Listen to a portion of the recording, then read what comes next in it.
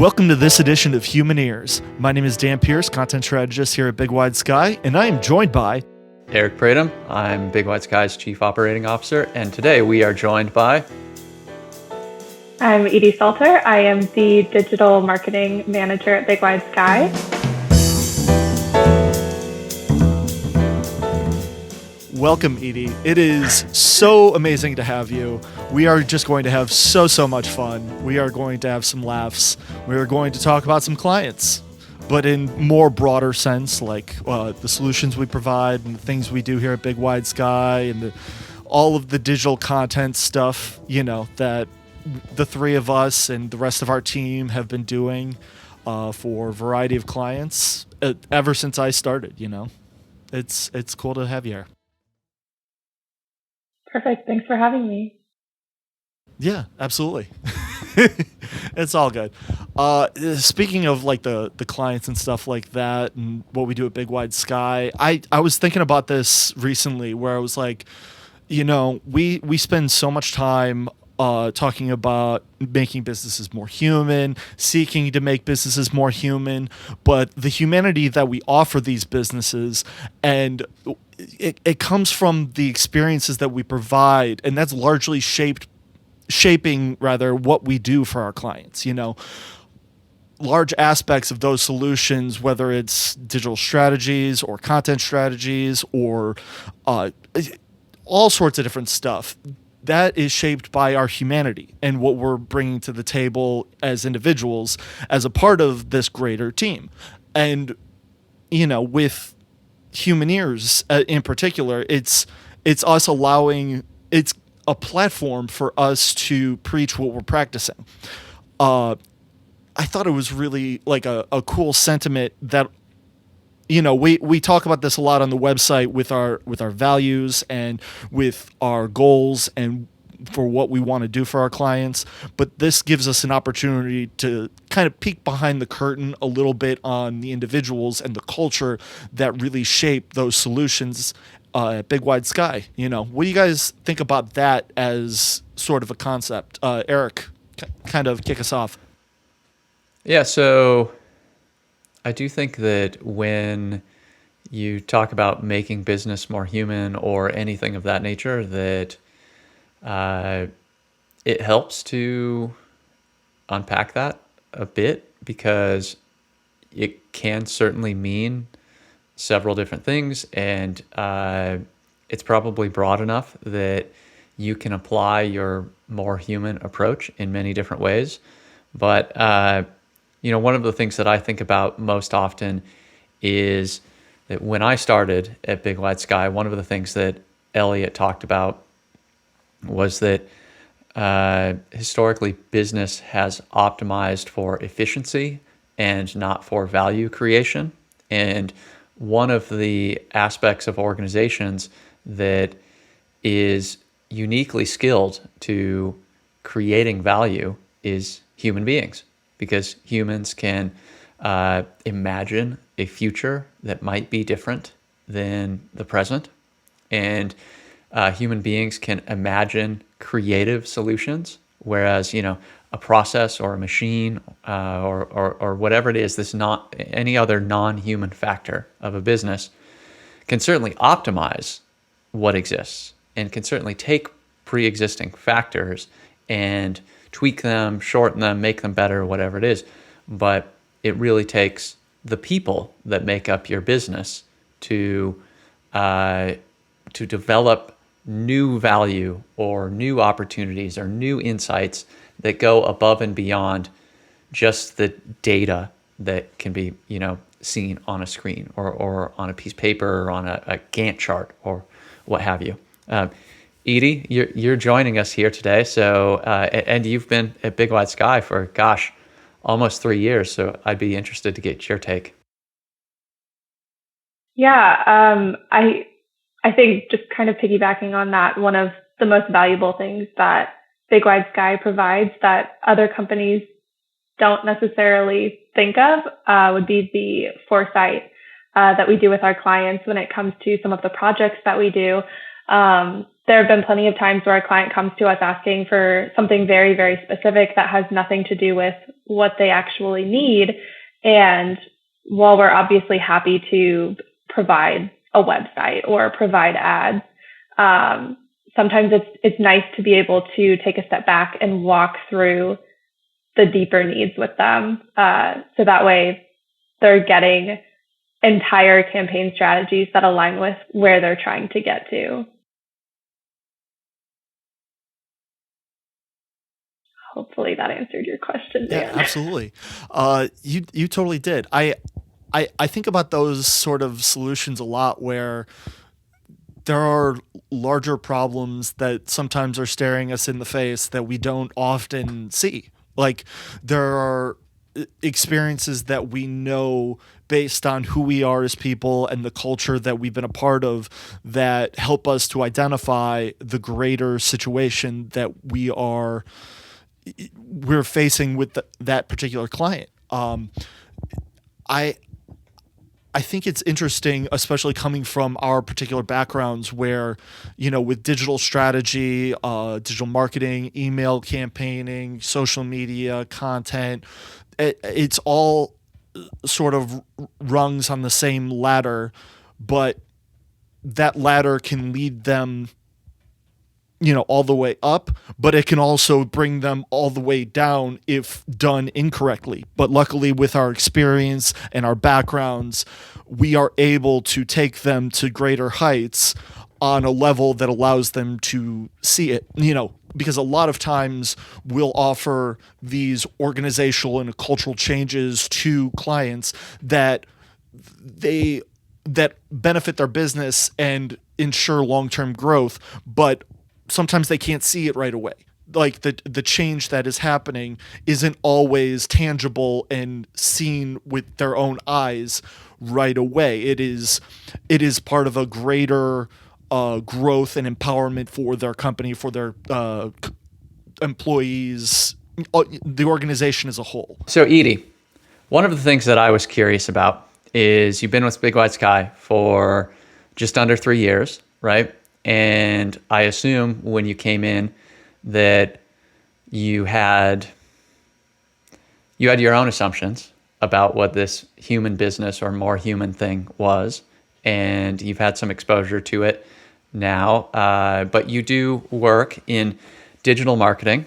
So I assume you're also, and I know actually that you're not typically going out there and running workshops on culture or whatever else. So in your time at Bigwidesky, what has been your exposure to the human aspects of the work that we do, and how has your perception of that work changed from when you were interviewing up until now?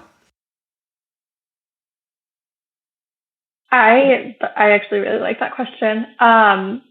When I first started, I didn't entirely know. I didn't understand what be more human meant. That's like one of the catchphrases of Bigwidesky, and I wasn't sure what all that entailed. And something really nice about Bigwidesky is that when I first started, I was allowed to sit in on some of those sessions that were being done with clients, even if it was outside of my scope of work. But if I was just there to take some notes during the session and kind of get that exposure, it was really nice to kind of help clarify the work that we do and how valuable it is, especially before we start our projects. I wasn't sure if you had any specific questions about some of the foresight labs or anything that I've been in, but yeah, I enjoyed being able to do those things when I first started. Well, so, a lot of businesses will say things like, our people are the most valuable part of our business, or they're what make us unique, or whatever else. But then, even if the intention is to, in one manner or another, put the people first, at the end of the day, you have to make money Even if you're a nonprofit, your books have to balance all of that stuff. But then even going beyond that, to go with that first point, as a result, there are many ways in which decisions can get made that don't feel like they are putting the humans first. And, that's probably, depending on your perspective, actually okay, because if revenue's not looking right, if there's a market change, if whatever it is, and you have to, I don't know, let some people go because you have to reorient your staff or whatever it is, in order to have the most effective business, have the most effective group of humans to do the work that you do. Perhaps that's okay. I mean, I'm making up a scenario, so the details here would ultimately be important. But, some of the work that Bigwidesky does really kind of infuses the thinking that then informs the campaigns or the strategies that you ended up working on. So I know that, you don't have a lot of other things to compare what we do at Bigwidesky to, but when you were interviewing or when you first started, could you characterize what you thought of as, being human-centered or more human or a human business or whatever it is, versus how you think of that or those things now?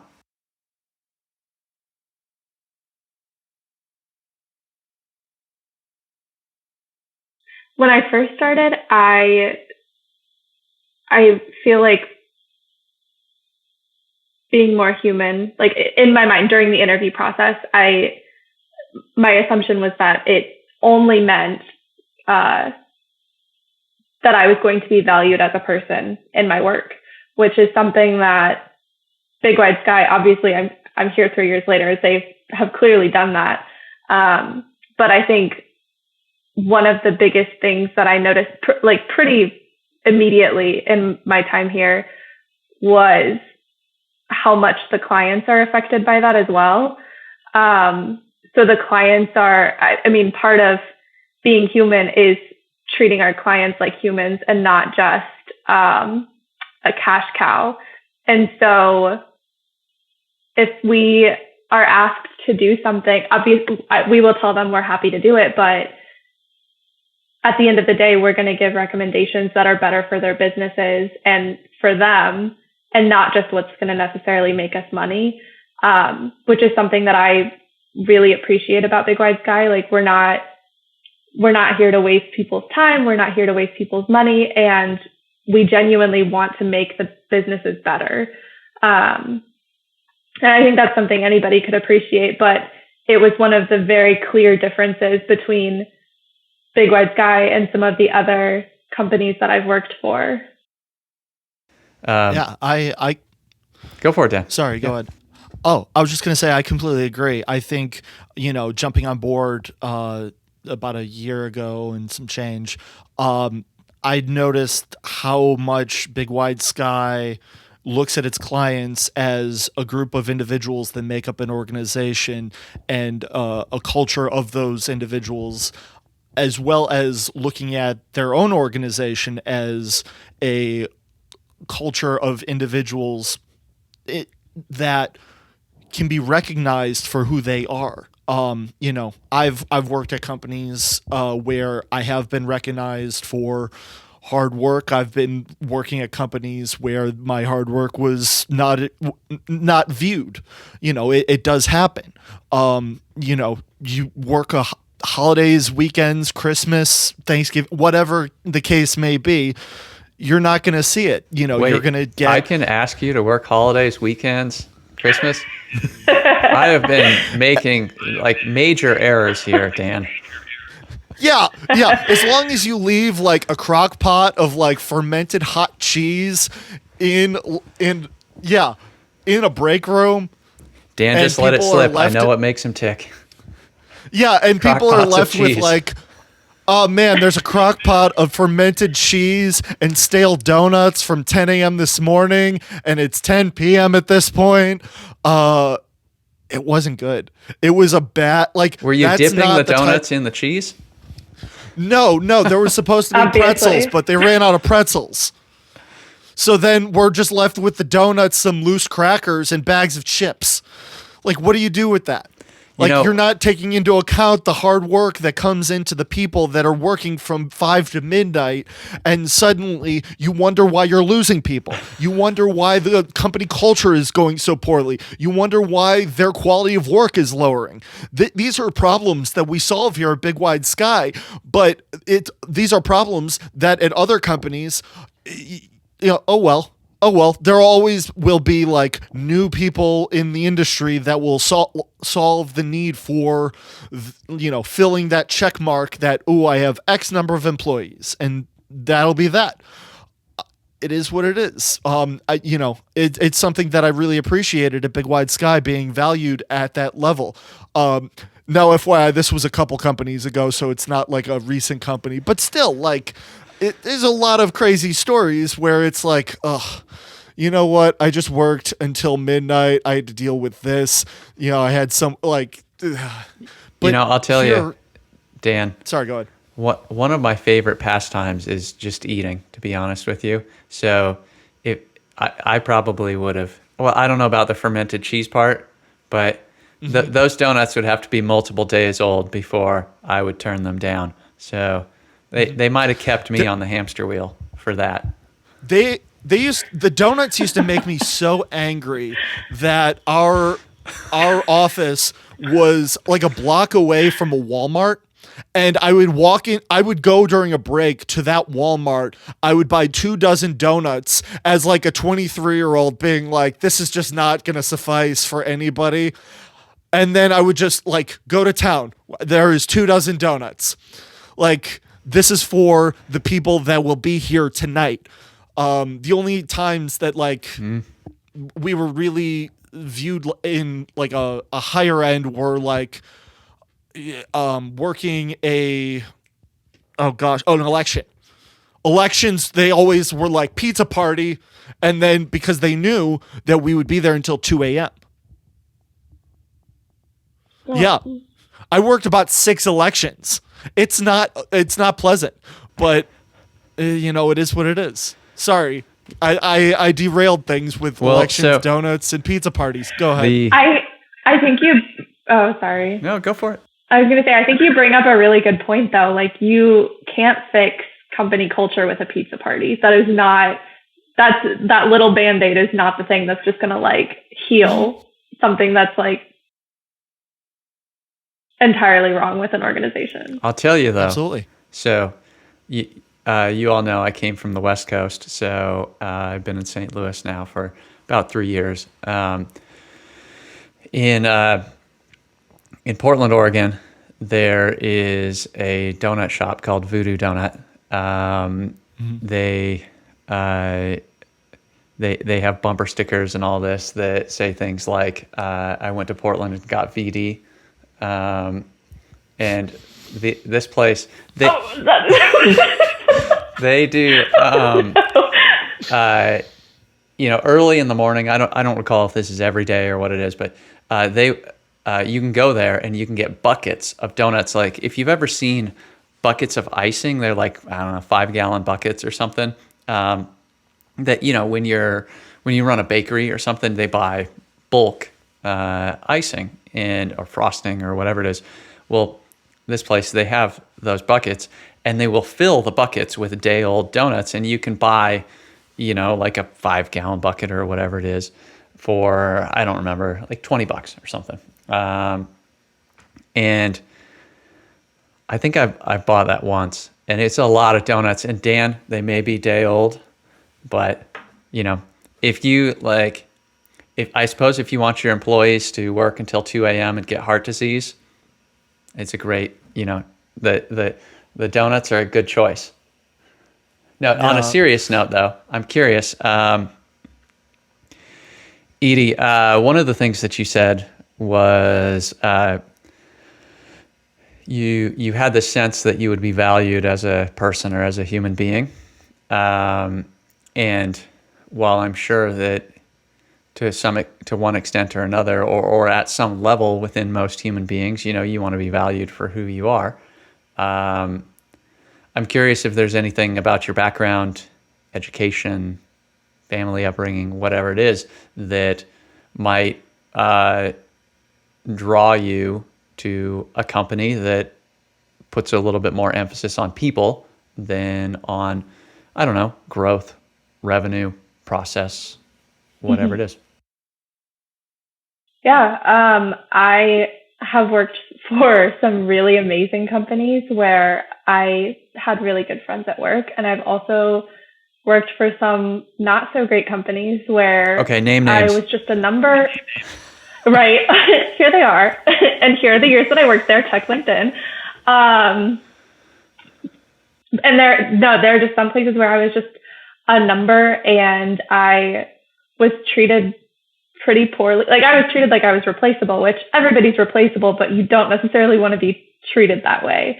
It's a lot easier to love an organization and want to stay when you're treated like you matter and you're valued, and that you aren't just a worker, you're a person with like full-fledged emotions and a life outside of work. And I think that's something that Bigwidesky does a really good job of.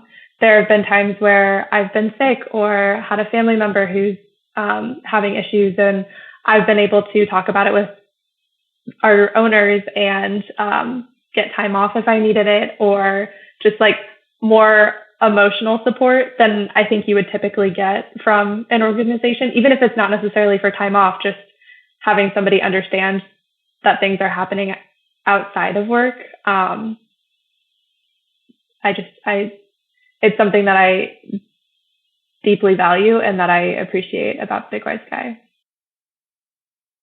Absolutely. I also appreciate the humanity involved in when it rains, it's our fault kind of thing, where like sometimes people make mistakes. Like people are human, and there are situations where like I felt like I was going to, like at other places, I was going to be just having to dig myself out of a hole for longer periods of time. And that's not the case here. That's the opposite, actually, where like we want to take a look at, okay, what infrastructure allowed that, like how can we do a better job to support you moving forward? And I'm very thankful for that.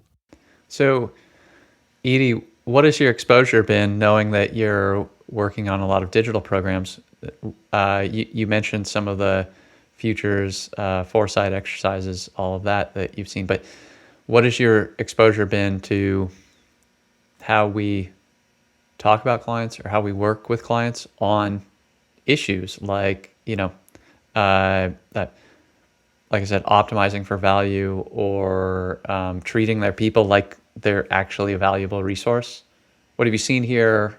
How's it impacted your work? Anything of that nature? I think that Bigwidesky does a really good job of being straightforward with clients. And that sounds like it should be common sense, but I think we're really good at, I was going to try to find a better phrase for cutting out bullshit, but I feel like that does it. So I feel like we do a good job of cutting out the bullshit and just being very straightforward with clients and providing what they need, instead of trying to come up with excuses or side projects that might not necessarily be effective, but would be profitable for us. Not entirely sure if I answered your question well enough. Yeah, well, so that's what came to mind. Does this, I'm curious, as what you've been exposed to at work then impacted your personal life? Do you think about the world differently? Do you have several pets there, which we have not discussed yet, and could be, I'm sure, a valuable topic here. But the people that you know at work, the things that you've worked on, the way of thinking, has that impacted the way that you think about the world, the way that you work with people, just generally, outside of work, I'm saying? That's a good question. I feel like yes. And I'm trying to come up with a specific example to like show how, but I think it's one of those things where I've been here for 3 years and there's so much change that you do in even just 3 years that obviously I'm different. Obviously I've been impacted by the people that I'm around all the time. I think working here has, I don't know if this is necessarily valuable work-wise, but I think it's definitely made me a more confident person, and it's made it easier for me to rely on other people and trust the people that I work with to kind of like have my back and help me get stuff done, which is definitely something that I appreciate about Bigwidesky. I've been kind of given a lot of opportunity to grow and prove how quickly I can learn something. And there's a lot of opportunity here for honestly everyone. Like you're given so many opportunities to learn entirely new programs or learn something new for a project. And, you know, not that everything's being done on the fly, like you are incorporating old knowledge as well. But I think being able to have a growth mindset is something that's really important here. And that's something that I really value. So obviously I appreciate it. Well, so a growth mindset, then, I mean, hopefully that would be important anywhere, right? Even perhaps in your personal life, depending on how you want to define this. But, you know, sounds like some of the things being valued for who you are, and just now having a growth mindset, those ideally are things that you would encounter anywhere and not just here.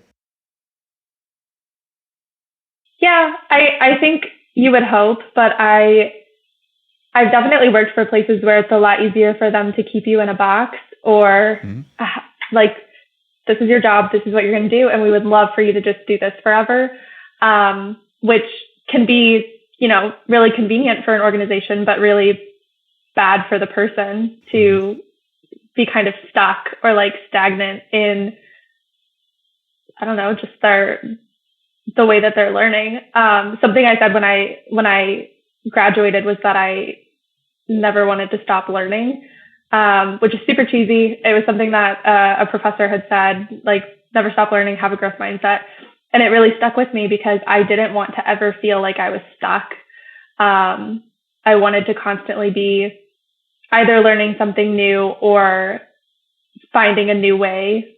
And I think that's something that Bigwidesky has kind of given me the opportunity to do, which makes it easier for me to be happy and to like. One of the things that you've talked about is being able to feel or sense, you know, how someone wants you to be, the thing that they want you to be. And so what I'm wondering about is you're running marketing programs for our clients, you're coming up with strategies. Do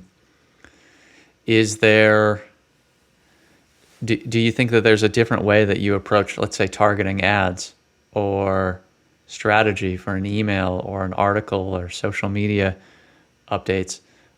Is there a different way that you approach these things as a result of, being in a business like ours? Do you think that you're able to run more human marketing campaigns, or do you think that you're able to speak to the audience differently or treat them differently? Anything of that nature? I think there's a lot more investigative work that we do with clients up front that other companies might not necessarily do. They might kind of dictate to the client how something should be done. We're going to do it this way. And I think we're really good about, at the beginning of programs, asking the right questions and making sure the client feels involved and comfortable the entire time. Because at the end of the day, the client knows their audience just as much, if not better, than we do. We just have to find the right questions to ask them to get that information out of them. And I think that's something that Bigwidesky does a really good job of. Yeah, I completely agree. And I also think that it's also, there's like another level to this where sometimes getting the client to the comfort level of like, hey, Bigwidesky's got this. Like, don't worry about it. But sometimes we're not always at that level with them where we're still asking those questions. You know, we're still wanting more information. We still want more instruction just to make sure that the client is satisfied. Because from my perspective, and I think you guys would agree with me, there are times when it's better to ask for more information than to assume something and then get something wrong or something's not exactly correct. Like, Yeah, well, Agreed. there are a number of different ways to sell a product or a service, right? You can have a hammer, and a hammer is good at doing just very few things, right? Or you can maybe have few or no hand tools like that, but perhaps you can sell figuring out whether or not you need to use a hammer or a shovel or a drill or whatever in the circumstance that you're in, and there are probably many other permutations here or alternatives that are not coming to mind, but there are many businesses that have a hammer and they're going to sell carpentry or whatever it is really well. Some of them, of course, don't sell that well. It just, you have a bell curve distribution of quality of work and cost and all of that naturally. But all things being equal, the people who work with the hammer are hopefully going to do that thing reasonably well. But there are times when I've been in other organizations, somebody comes to you. This is a common example that I will give, and somebody says, we need a new website. And after some discussion, some discovery, we may think to ourselves, yeah, but a website is not actually going to solve the problem that you are facing. And hopefully in those scenarios, whatever organization you're a member of that is being approached for the website will say to the client or prospect, we can give you a website, but that's not going to solve this challenge that you're encountering. Some people say that, some people don't. But I do think that the business here, at the very least, that we're diagnosing what the challenge is that you're facing and then what the prescription should be, rather than saying we just sell a very narrow set of, is it a project that needs a hammer? Is it a project that needs a circular saw? Okay, it's not one of those, then we don't do it. I agree.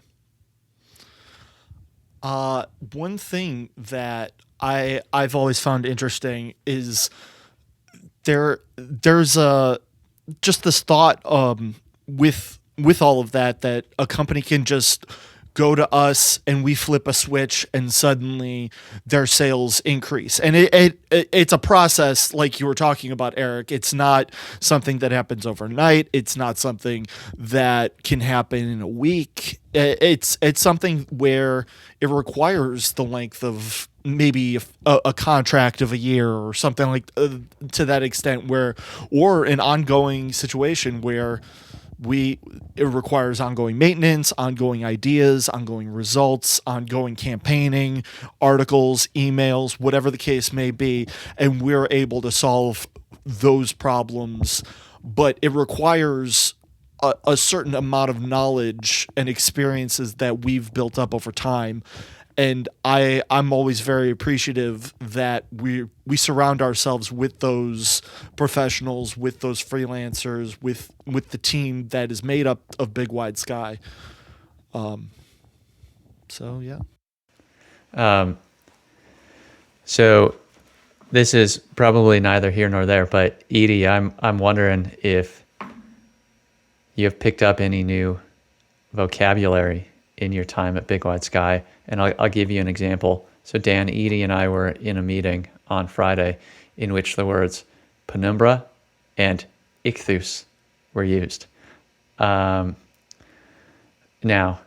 if you're not familiar with ichthus beyond the Christian adoption of the term, because ichthus looks like a fish, so you get the whole like Jesus fish thing.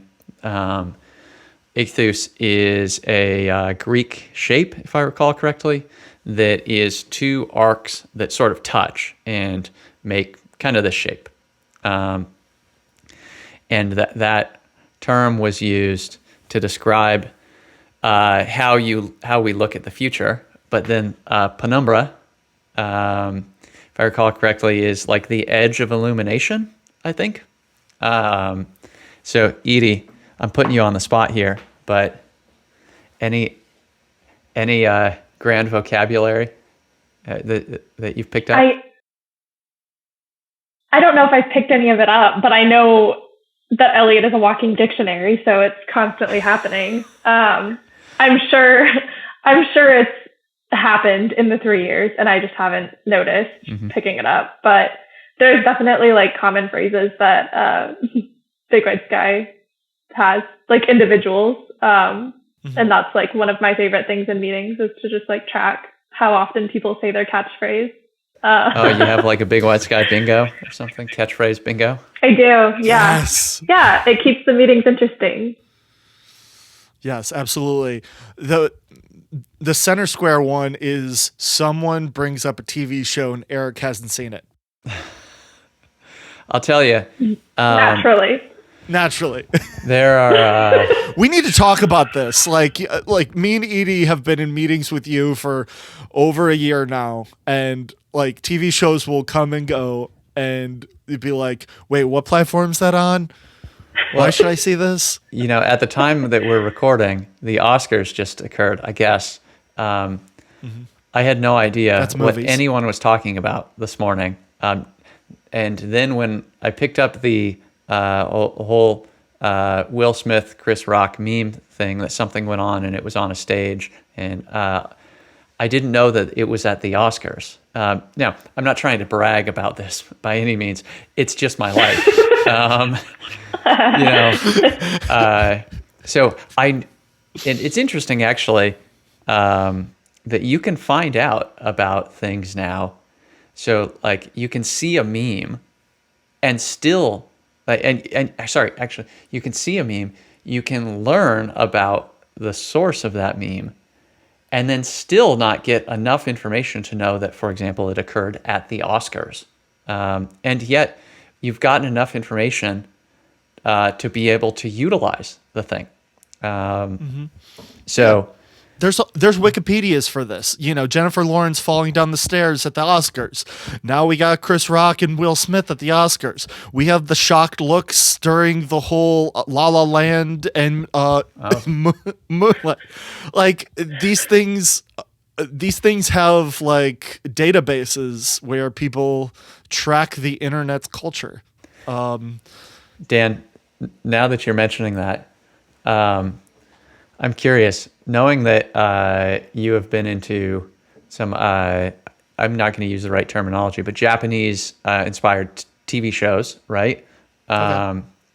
Have you ever contributed to one of these fan wikis or whatever else for a TV show for kaiju or anything else? No. I figured with your writing background and your passion for some of these things that maybe you would have.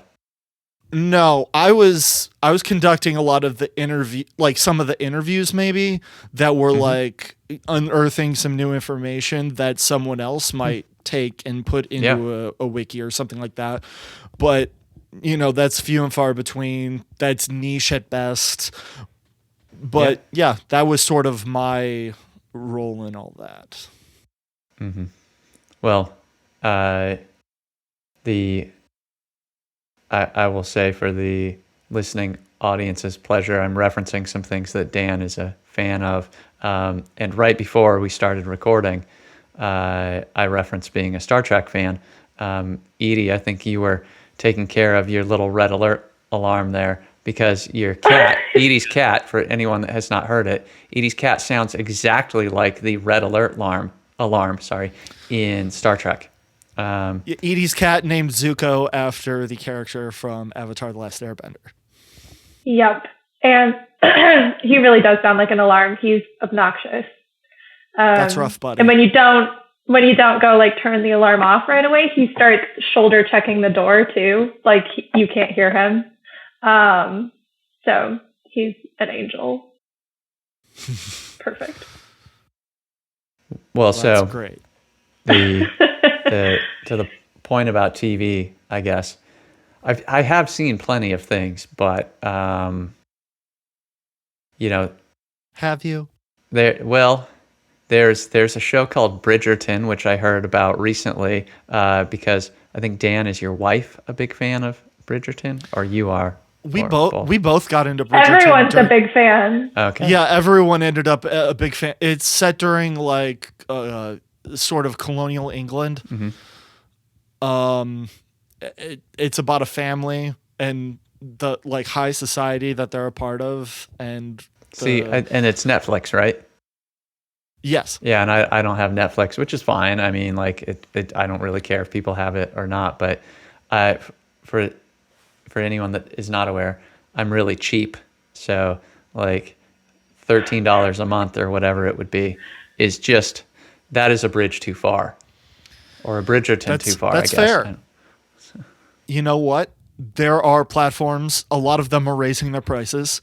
You can go with HBO Max that is actually lowering their prices. That's something. Yeah. Well, I guess They're down to like 10 a month. then you can watch The Matrix. What was it called? Reincarnation, or whatever the latest one was. You can watch it as many times as you want. Something like that. Right now I'm on there. I'm watching Winning Time, which is the story of the Lakers dynasty. right, With, yeah. Yeah. It's highly inaccurate, but it's highly entertaining also.